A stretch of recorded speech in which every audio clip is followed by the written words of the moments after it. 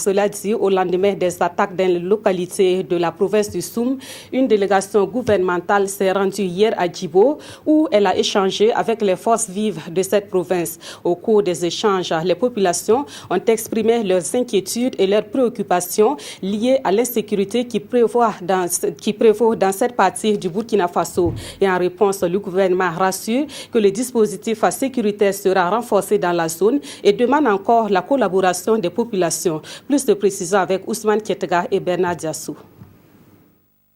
Face à la mission gouvernementale dépêchée dans le Soum au lendemain de l'attaque à Kourfayel, les forces vives de la province expriment au cours de cette rencontre leurs préoccupations et inquiétudes liées à l'insécurité grandissante. 90% des attaques ont été perpétrées dans la bande frontalière comprise entre la frontière du Mali au nord et la ligne délimitée par les localités de Baraboulé, Nassumbu, Koutoukou, Déou, Oursi et Koy. Quand la nation est en danger, on conjugue les efforts, nos propres problèmes là, on va les régler.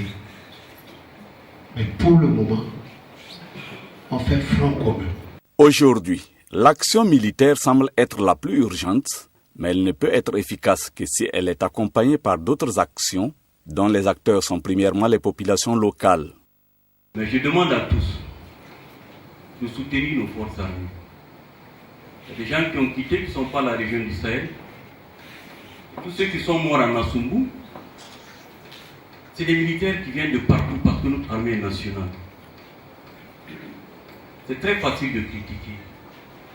Effectivement,